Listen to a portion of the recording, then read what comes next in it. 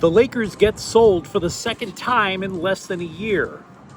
Dalton Rushing says surgery isn't needed on his elbow, and Puka Nacua gets pulled from Rams joint practice with Dallas. But let's be real, we're going to talk a lot about the Lakers. Good morning. I'm James. This is your daily dose of sports and snark for the greatest sports city in the world, Los Angeles.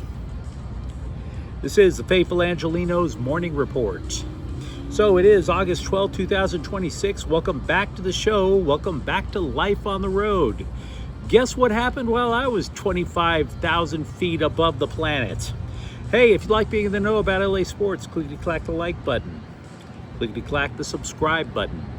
There's a notification bell. Hit that. It'll let you know when we drop an update. Sharing is caring. Let people know we exist. By all means, comment. So before we go through the news and notes, we have a look at the scoreboard. Dodgers 5, Kansas City 4 in 10. Blake Snell strikes out 10 in a damn fine 6-inning return. Max Muncy had a walk-off base hit. The magic number's down to 34. Phoenix 94, Sparks 87. The Sparks are 8 games under 500. Meanwhile, today, Kansas City's at the Dodgers at 7. Eric Lauer versus David Lynch. And Querétaro is at LAFC at 7:30 in Leagues Cup. But let's push that out of the way because we know what's big happening now. In a breathtaking development, Mark Walter has sold the 17-time NBA champion Lakers to former Disney CEO Bob Iger and Josh Kushner for a record $12.5 billion just hours ago, which was first reported by ESPN. It is the second time in less than a year that the glamour franchise of the NBA has been sold, and it is sending shockwaves not just across the league, but across the LA sports landscape. It impacts the league because Iger and Kushner, who is the brother of President Trump's son-in-law, spearheaded a movement to bring an NBA expansion franchise to Las Vegas. And there are other ways it impacts the NBA as well, which we'll get to in minutes.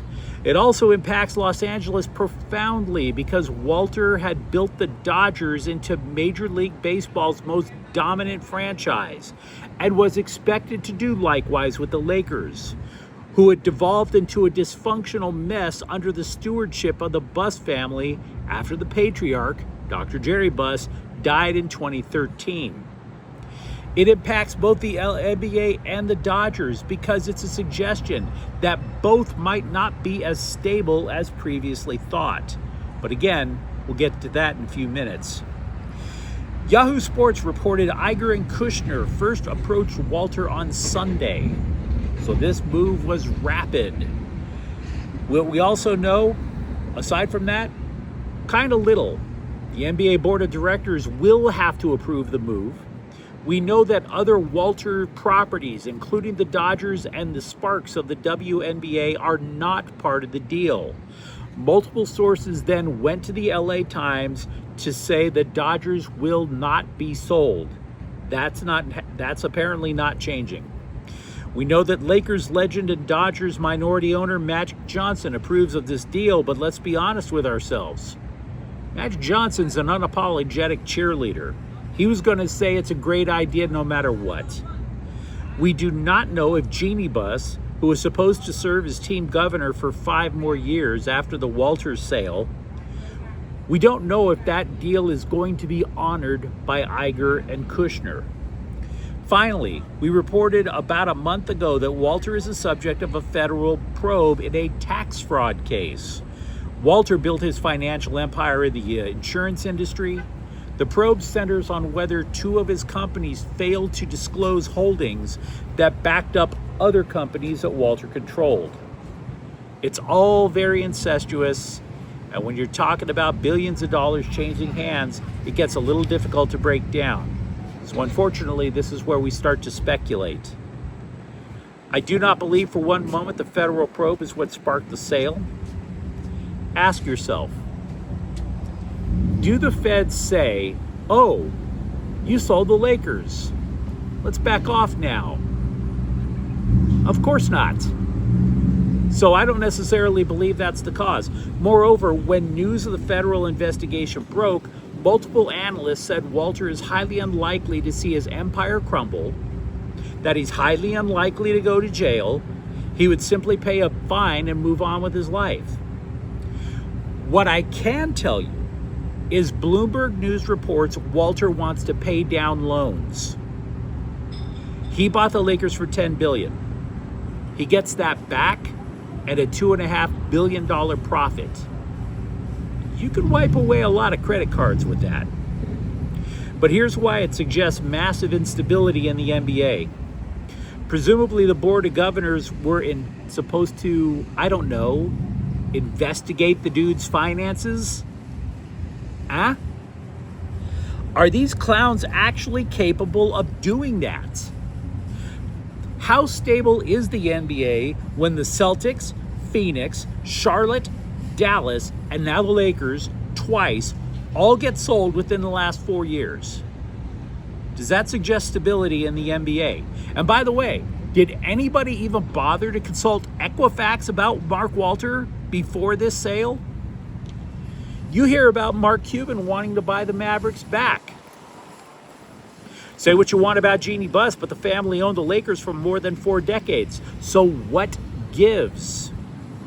And with all that said, because again, that's simply speculation, let's get to the bottom line as Lakers fans. This is not good news. If you're sold twice in less than a year, that is not stable. Secondly, Walter was willing to spend on infrastructure for the Lakers. We were calling it a Dodgerification, that the Buss family either wouldn't or couldn't. Rob Pelinka was supposed to get 2 assistant GMs, one to manage the salary cap, the other for scouting and the draft. He only got one of them, the cap guy. Walter also wanted to turn the Lakers G League team into something akin to the highly useful Dodger minor league system. There were going to be upgrades on all kinds of things: scouting, player wellness. There would obviously be a direct line to Dodger president Andrew Friedman to bounce ideas off of. All of that, poof. And let's not gloss over the fact that Iger owns Angel City FC of the NWSL. And Angel City sucks. Women's sports teams love to hype the girl power thing. Let's not sugarcoat this. Angel City sucks. So it seems to me Walter just simply overextended himself. Way too many fingers into way too many pies. We'll have to wait and see if something else develops. But again, the Lakers have been sold for 2 times in less than a year. And if you're a fan, let me know what you think in the comments thread. Dalton Rushing told the LA Times he consulted multiple doctors and, quote, "We then came to an agreement that surgery is not necessary. So we're going to rehab the muscle on the inside of my forearm, and the details as to timeline, I don't really have any for you. I can't say it feels 10 times better than it did a week ago. As soon as I can be throwing a baseball, I will be," unquote.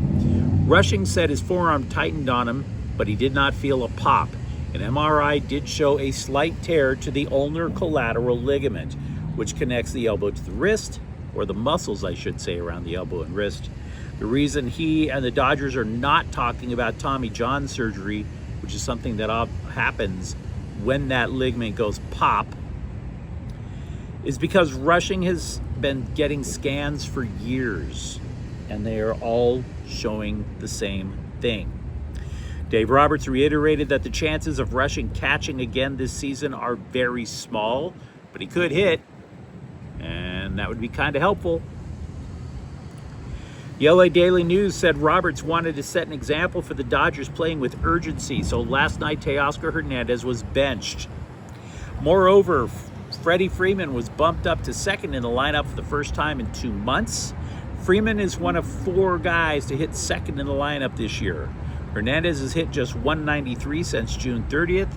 If you're wondering how Freddie Freeman did in the 2-hole, glad you asked. He went 0 for 4. Reliever Will Klein also hopes to avoid surgery to clear loose bodies from his right elbow. They had been there before, but only they've calcified, and that caused inflammation. There is no timeline for him to return. Blake Trinan was moved to the 60-day injured list to make room for Blake Snell.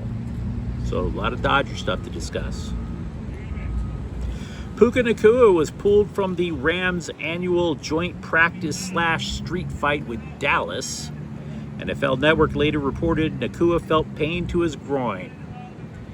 Just when you thought he had given up on chasing the 304s, am I right? Originally, Sean McVay and Matthew Stafford had no idea why Nacua was out. McVay said, quote, "Something happened, I'm not exactly sure what that was," unquote. All things being equal, I don't even know if I would want my groin to be on the minds of my coaches and teammates, so it kind of makes a little sense. Myles Garrett also didn't join the joint sesh.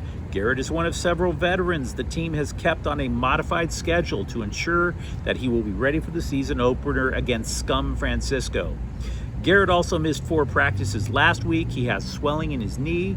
McVay is downplaying it. Quote, he said, "I'm feeling about 85%. I don't know what 100% is going to look like, but it must be pretty good if that's 85%, unquote. Rashawn Slater has missed practice for 4 consecutive days. He doesn't know when he will return to the Chargers' offensive line. He wouldn't even say exactly what's hurting in his leg, which was injured last week. Quote, "Nothing to be concerned about, just being smart, being thoughtful. Coming back from a major injury, I think that's the smartest thing, is being cautious, to be smart," unquote. Not to be neurotic like Howard Stern in his private germ-resistant echo bubble or anything, but it is something to be extremely concerned about, at least until Slater practices. Not that I would suggest he risk everything by suiting up in a meaningless preseason game in Houston.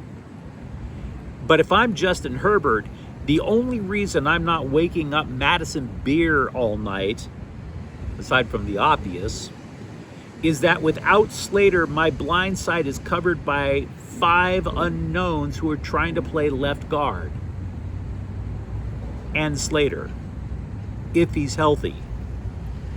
The only reason that black hole at left guard is doable is because Slater is an all-pro and you would think would be able to help. But if you don't have Slater, there's no blindside protection. And it doesn't matter what footwork Mike McDaniel has in mind for Herbert.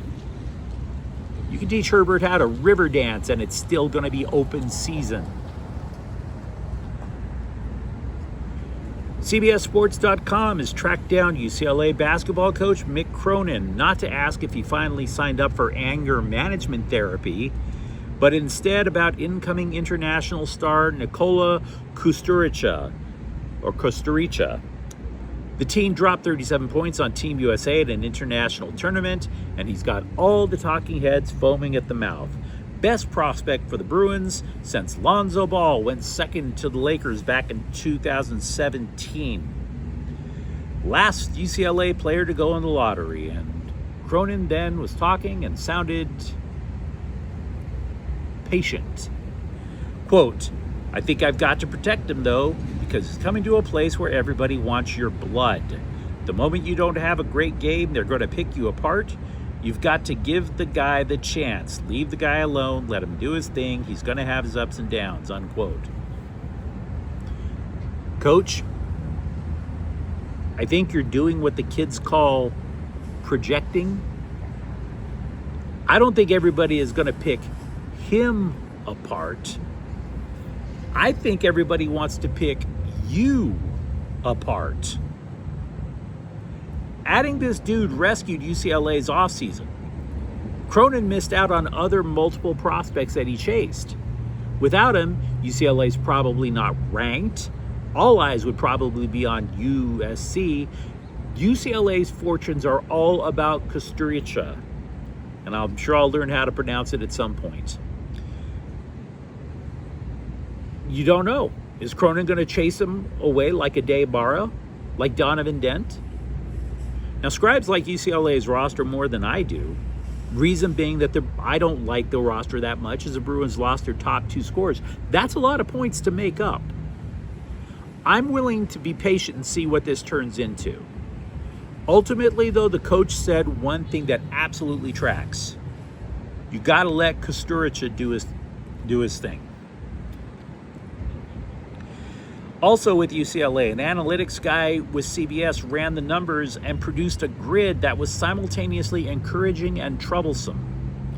The Bruins do not turn the ball over a lot, which sounds great. But for a defensive-minded team, they also don't create a lot of them, which is weird. The scribe reached a conclusion that the Bruins play too slow, which in turn forces most opponents to play at a slower tempo, fewer turnovers, etc. The same writer then looked at Michigan's turnover numbers and suggested UCLA play faster because playing more like the Wolverines is worth the risk of increased turnovers. I'm not sure that's the conclusion you'll want to draw. Michigan had a better roster, a more balanced roster. It wasn't just because they ran fast. The Galaxy are still not done with the transfer window, nor are they done shedding players. General Manager Will Kuntz said the club is trying to move right back Mickey Yamane. Most of the reportage suggests he's going to play in Japan. Yamane was part of the 2024 MLS Cup champions, but his contract is up at the end of the season. But you let me know what you think in the comments thread, because it's a hell of a morning. The Lakers get sold for the second time in less than a year.